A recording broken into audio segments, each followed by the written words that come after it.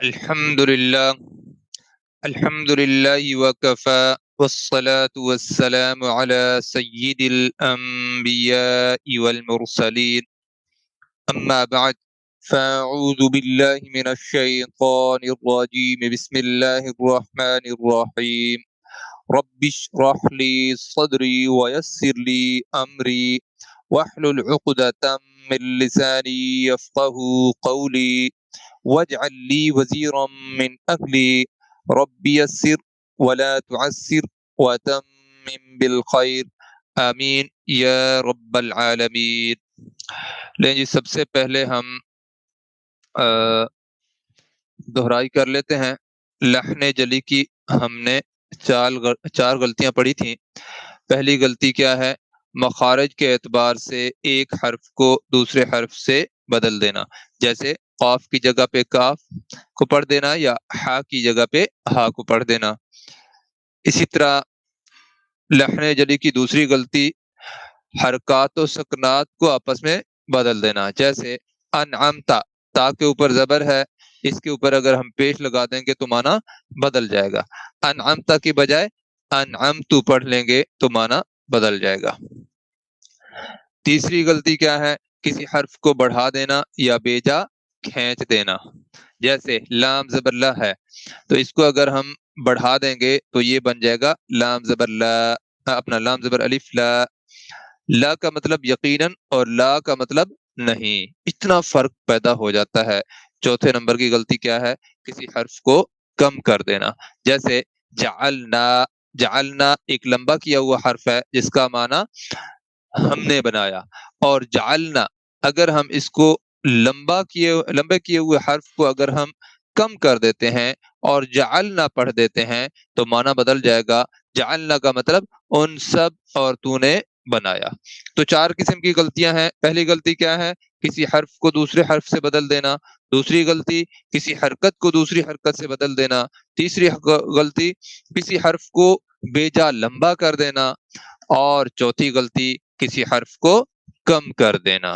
یہ چار قسم کی غلطیاں ہیں جس کو لحن جلی کہا جاتا ہے، یعنی حرام غلطیاں ہیں، بڑی غلطیاں ہیں، نمایاں غلطیاں ہیں، واضح غلطیاں ہیں۔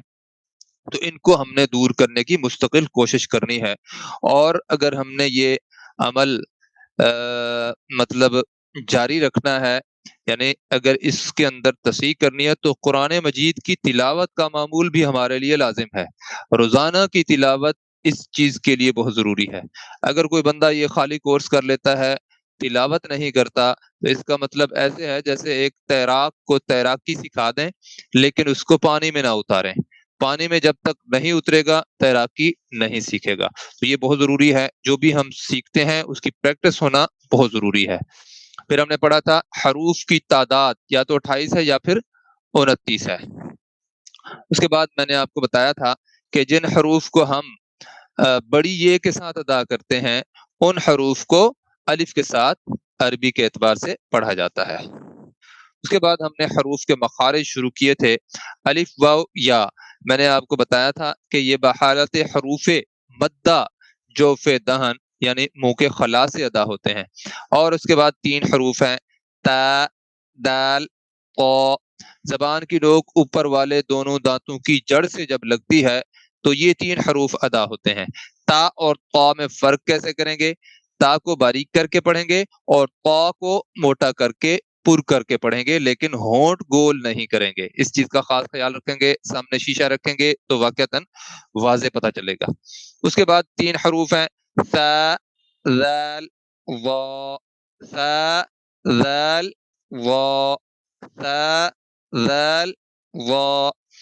زبان کی نوک ہلکی سی باہر نکالیں گے اور پھیلا کر اوپر والے دونوں دانتوں کے کناروں سے نرمی سے لگائیں گے۔ تو ثا کی ادائیگی بھی وہیں سے ہوگی، ذال کی ادائیگی بھی وہیں سے ہوگی، اور وا کی ادائیگی بھی وہیں سے ہوگی، لیکن ذال اور وا میں فرق کیسے کریں گے؟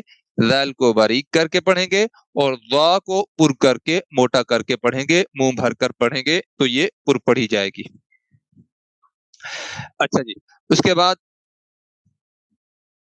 قا کی ادائیگی بھی آپ کے سامنے آ گئی کہ قا کو ادا کرنے کے لیے زبان کی جو نوک ہے نا اوپر والے دونوں دانتوں کی جڑ سے لگے گی، ساتھ میں تالو سے بھی چپکائیں گے لگائیں گے تو قا کی ادائیگی پر کر کے ہم کر سکیں گے۔ اس کے بعد ہے جی زا، سین اور صاد، اوپر اور نیچے والے دونوں دانتوں کے کنارے، ٹھیک ہے، سامنے والے دو دانت اوپر والے اور نیچے والے اس کے بالمقابل جو دانت ہیں ان دونوں کے اوپر اور نیچے والے دانتوں کے کنارے آپس میں ملانے ہیں، اور زبان کی نوک ہلکی سی ٹچ کرنی ہے، تو یہ تینوں حروف سیٹی کی آواز سے ادا ہوں گے۔ تو زا کو سختی سے پڑھیں گے، زا زا زا زا۔ اچھا، زا سختی سے کب پڑھی جائے گی؟ جب آپ اپنے دانتوں کو خوب جکڑیں گے، یعنی داڑوں پہ بھی زور آنا چاہیے، زا زا زا زا زا زا، ٹھیک ہے جی۔ اس کے بعد سین کو اتنی سختی سے تو نہیں پڑھیں گے، لیکن بہرحال قدر سختی سے اور باریک کر کے پڑھیں گے، سین سین سین۔ جبکہ صاد کو بالکل نرمی سے پر کر کے پڑھنا ہے، یعنی اوپر اور نیچے والے دونوں دانتوں کو تو ہم ملا لیں گے اور زبان کی نوک ہلکی سی درمیان میں ٹچ بھی کریں گے، لیکن زبان کا جو پچھلا حصہ ہے وہ بھی اوپر تالو کے نزدیک لے جائیں گے، یعنی تالو کے بالکل نزدیک تالو کے ساتھ ملا دیں گے، بس ہلکی سی سانس اس میں سے نکلے گی جو کہ بالکل نرمی سے آواز بن کر سامنے آئے گی، صاد صاد۔ اور ساتھ میں اس چیز کا خیال رکھنا ہے کہ ہونٹ گول نہیں ہونے پائیں، ٹھیک ہے، صاد صاد صاد صاد۔ اور ان چیزوں کو بالکل ہلکا نہ سمجھیے گا، بچے بعض ہنسنے لگ جاتے ہیں گھر میں کہ ابھی یہ الف با تا سا پڑھ رہے ہیں، یہ اپنی جگہ پہ باتیں ہیں، لیکن آپ نے پیچھے نہیں ہٹنا بھائی، قرآن مجید ٹھیک کرنا ہے تو یہ لازمی کام ہے۔ جو اصل میں اردو پڑھ لیتے ہیں نا، قرآن مجید انہوں نے نہ بھی پڑھا ہوا ہو تو قرآن مجید تو پڑھ لیتے ہیں، لیکن عربی لہجے میں نہیں پڑھ پاتے، تو یہ جو چیزیں ہم پڑھ رہے ہیں نا خصوصی طور پر، تو ان کا فائدہ کیا ہے؟ قرآن مجید کو عربی لہجے میں پڑھا جائے، اور اللہ رب العزت کیا چاہتے ہیں کہ قرآن مجید کو ویسے پڑھا جائے جیسے وہ نازل ہوا تھا، ٹھیک ہے۔ تو آج بھی الحمدللہ قرآن مجید کے لہجات تک بھی محفوظ ہیں، یہ اللہ کا کیونکہ کلام ہے تو اللہ رب العزت نے اس کی زبان کو بھی محفوظ کر دیا، اس کے معنی و مفہوم کو بھی محفوظ کر دیا، اور اس کے لہجات کو بھی محفوظ کر دیا، مطلب کوئی ایسا مسئلہ نہیں ہے، پوری دنیا میں زبر زیر کی بھی غلطی آئے گی تو سب کو پتہ چل جاتا ہے، ایسی بات نہیں ہے۔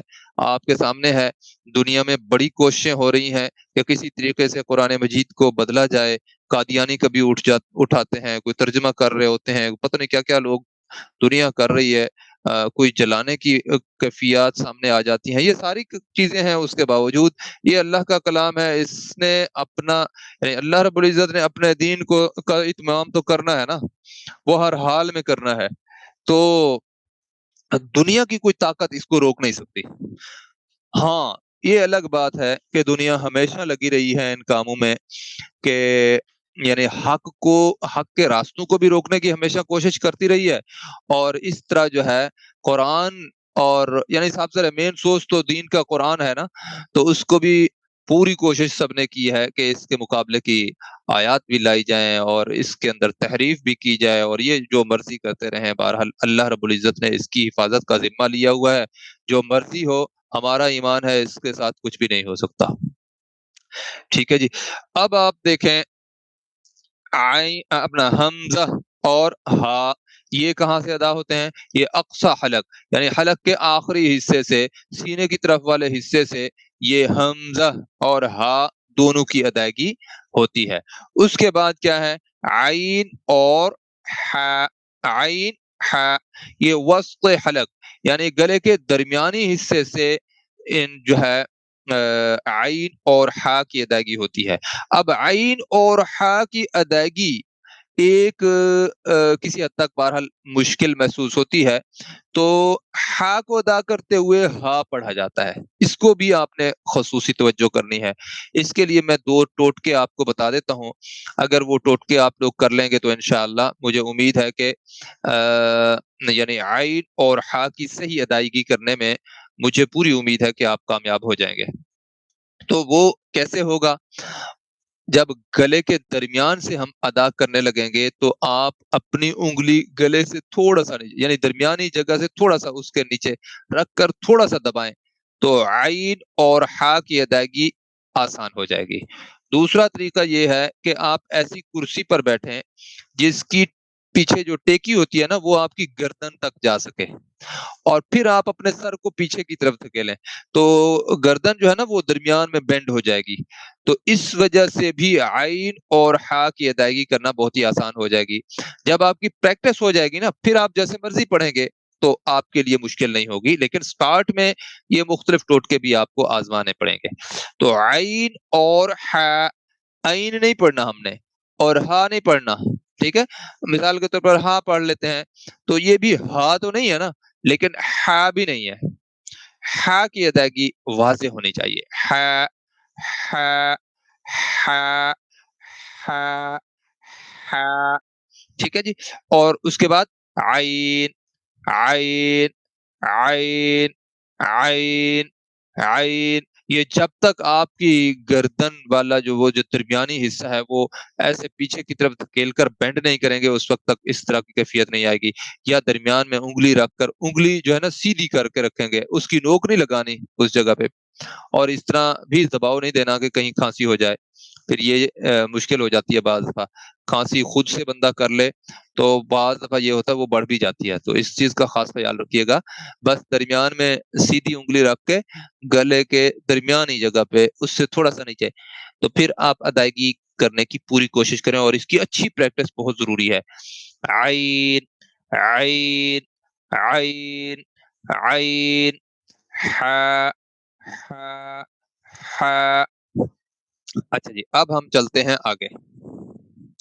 غین اور خا، یہ دونوں حروف ہم سب ٹھیک ادا کرتے ہیں، بس اس میں آپ نے کوشش تھوڑی سی یہ کرنی ہے، ان دونوں کو موٹا کر کے پڑھنا ہے، پر کر کے پڑھنا ہے۔ تو یہ ادنا حلق، یعنی حلق کے ابتدائی حصے سے، منہ کی طرف والے حصے سے، جہاں سے زبان کی جڑ شروع ہوتی ہے، اس سے پہلے تھوڑا سا غین اور خا کی ادائیگی ہوتی ہے۔ اچھا جی، اب ہے ضاد۔ ضاد کا حرف جو ہے نا یہ بہت مشکل حرف ہے، مطلب میں کہہ رہا ہوں بہت مشکل حرف ہے، لیکن یہ تو نہیں ہے نا کہ ناممکن ہو۔ دیکھیں نا، عرب کے قراء حضرات یا مدارس کے جو بچے پڑھتے ہیں وہ ان کو یہ مسئلہ نہیں ہوتا کبھی بھی۔ وہ کیا وجہ ہوتی ہے کہ بہت زیادہ وہ پریکٹس ان کی ہوتی ہے۔ مطلب ایک بچہ اگر 5-5 6-6 گھنٹے 2-3 لائن پڑھتا ہے تو کیا خیال ہے اس کی اتنی پریکٹس نہیں ہوئی ہوگی؟ آپ ذرا سوچیں، جن لوگوں کی گلے کی پریکٹس ہوتی ہے نا تو وہ ان کے لیے مشکل نہیں ہوتی۔ آپ ذرا غور کریں، جنید جمشید رحمہ اللہ جو ہے پہلے گانے گایا کرتے تھے، تو کیونکہ ان کی گلے کا سارا کام تھا، تو جب انہوں نے مطلب یہ ساری چیزیں گانا وغیرہ چھوڑ دیا اور دین کی طرف آ گئے، تو سب سے انہوں نے وہ چیزیں چھوڑی تو پھر اختیار بھی تو کی نا، قرآن مجید پڑھنا شروع کر دیا، تو ان کی تجوید بہت زبردست تھی۔ اب یہ مجھے پتا نہیں ہے کہ انہوں نے قواعد کے ساتھ پڑھا تھا یا نہیں پڑھا تھا، بہرحال مطلب جو بنیادی جو حروف کی ادائیگی ہے وہ ان کی بالکل ٹھیک تھی۔ تو باقی جو قواعد ہیں وہ کسی حد تک تبلیغی جماعت کے اندر اہتمام ہوتا ہے کہ ایک دوسرے کو سنانے کا۔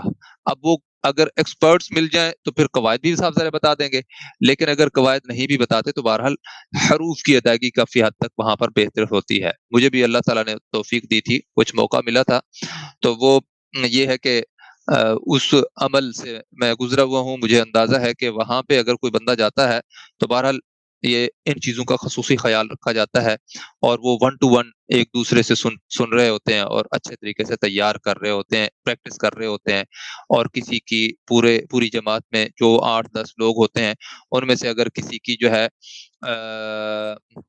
تجوید کے اندر کوئی مسئلہ ہو تو پھر وہ مطلب اس کے ساتھ مطلب اس کے جماعت کے اندر عمومی طور پر علماء بھی ہوتے ہیں نا، اور جو قرا حضرات بھی مل جاتے ہیں، تو پھر ایسے موقع پہ اس کے ساتھ اس ایک بندے کے ساتھ یا ان دو بندوں کے ساتھ ایک قاری صاحب کو جوڑ دیا جاتا ہے کہ بھائی ان کا آپ یہ کام کروا دیں، ان کی یہ تجوید ٹھیک کروا دیں، تو یہ جب وہ پریکٹس ہوتی ہے تو بہرحال لوگ کافی بہتر ہو جاتے ہیں۔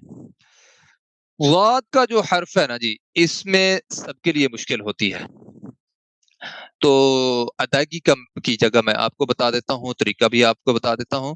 اوپر والی دونوں آپ جو داڑیں ہیں نا، مطلب جن کے ذریعے سے ہم کھانا کھاتے ہیں اور کھانے کو پیس رہے ہوتے ہیں، تو وہ داڑیں کہلاتی ہیں۔ وہ جو داڑیں ہیں یہ ان سے آگے جو دانتوں والا حصہ ہے نا، وہ زبان کا آپ نے چھوڑ دینا ہے۔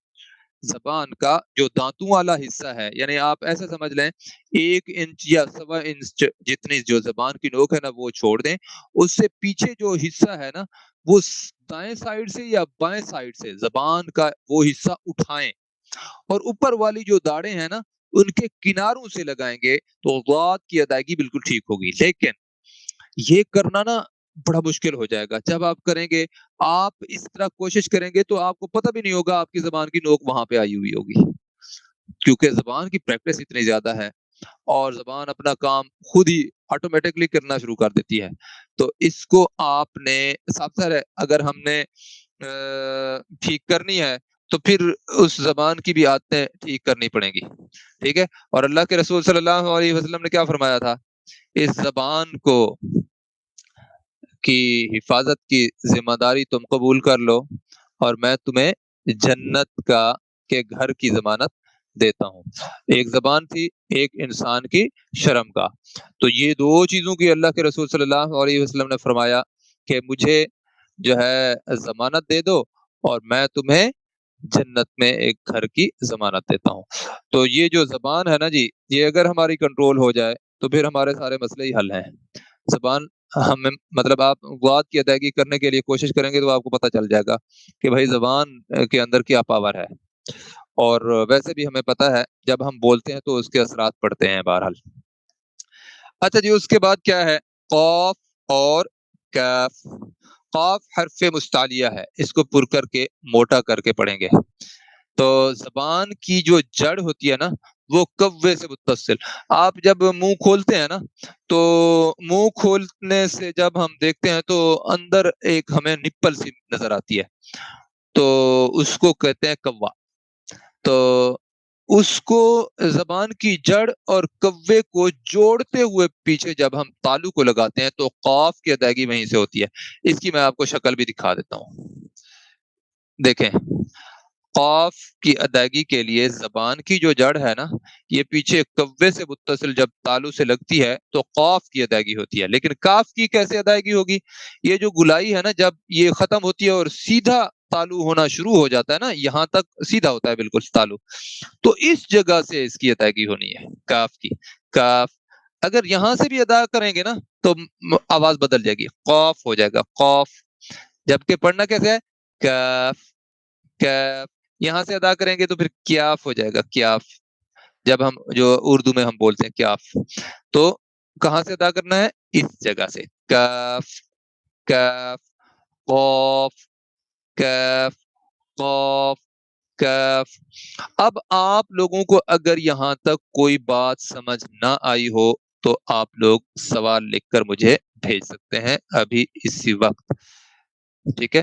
یہ جو میسج اس کے اندر آپ کو پتا ہے آپشن ہوتا ہے نا میسج کا، تو اگر کوئی بات سمجھ نہیں آئی تو مجھے بتائیں، میں پوری کوشش کرتا ہوں کہ آپ کا یہ سبق اتنا ہو جتنا آپ اچھے طریقے سے پریکٹس کر سکیں، نہیں تو یہ حروف کی ادائیگی کے حوالے سے مخارج کے اعتبار سے تو ایک دن میں بھی پڑھ سکتے ہیں، لیکن اصل بات یہ ہے کہ یہ زبانی یاد کرنی ہے، یہ چیزیں زبانی یاد ہوں گی تو آپ ٹھیک کرنے کی کوشش کریں گے نا۔ تو ان کو جیسے میں روزانہ بتاتا ہوں اور پھر ساتھ دہرائی کرواتا ہوں، میرا ٹارگٹ یہ ہے کہ یہ بنیاد آپ کی بن جائے، اور جتنی بنیاد مضبوط ہوگی اتنی آگے آپ کی عمارت مضبوط ہوگی۔ تو اس چیز کو خصوصی اہمیت دیں۔ حروف کی ادائیگی کا بہت بڑا تعلق ہے تجوید کو ٹھیک کرنے میں۔ اب میں آپ کی حاضری دیکھ لیتا ہوں کون کون لوگ ہیں، اور بہت سارے لوگوں سے میں نے پہلے کہا تھا کہ بھائی اپنے نام لکھ کے مجھے بھیجیں، نام اور شہر، تعلیم اور جو ہے ملک لکھ کر بھیج دیں مجھے، تاکہ مجھے پتہ چل جائے، میں اس آپ لوگوں کا نام کو سیو بھی کر لوں اور آپ کو جو ہے رول نمبر بھی بھیج دوں، اور پھر آپ حاضری لگائیں باقاعدہ۔ اور جو لوگ واٹس ایپ میں ویڈیو دیکھ لیتے ہیں یہ والی، کیونکہ ریکارڈ کر کے وہ بھی ہم بھیجتے ہیں، تو اس کا یہ ہے کہ وہ بھی جب یہ ریکارڈنگ سن لیں اس کے بعد حاضری لازمی لگایا کریں۔ بھائی دیکھیں، اگر اس کو واقعتاً کلاس سمجھیں گے تو اس طرح مکمل ہوگا، نہیں تو کچھ دنوں کے بعد آپ کہیں گے بھائی ٹھیک ہے، کر لیا بس۔ تو بعض دفعہ بندہ چھٹی کر لیتا ہے، پھر شیطان نہیں آنے دیتا۔ شیطان نے تو چیلنج دیا ہوا ہے نا کہ میں تیرے سیدھے راستے پر بیٹھوں گا اور تیرے بندوں کو بھٹکانے کی پوری کوشش کروں گا۔ یہ شیطان کا کام ہے۔ تو ہم نے کیا خیال ہے، پھر شیطان کے ہاتھ میں آنا ہے، جبکہ اللہ کے رسول صلی اللہ علیہ وسلم کیا فرماتے ہیں، خیرکم من تعلم القرآن وعلمہ، تم میں سے بہترین شخص وہ ہے جو قرآن مجید سیکھے اور سکھائے۔ چاہے دنیا کے لوگ جتنی بڑے سے بڑے کام کر رہے ہیں، کوئی جہاز بنا رہا ہے، پتہ نہیں کوئی کیا کیا کر رہا ہے، تو سب سے جو بڑا کام ہے وہ قرآن مجید کو سیکھنا اور سکھانا ہے۔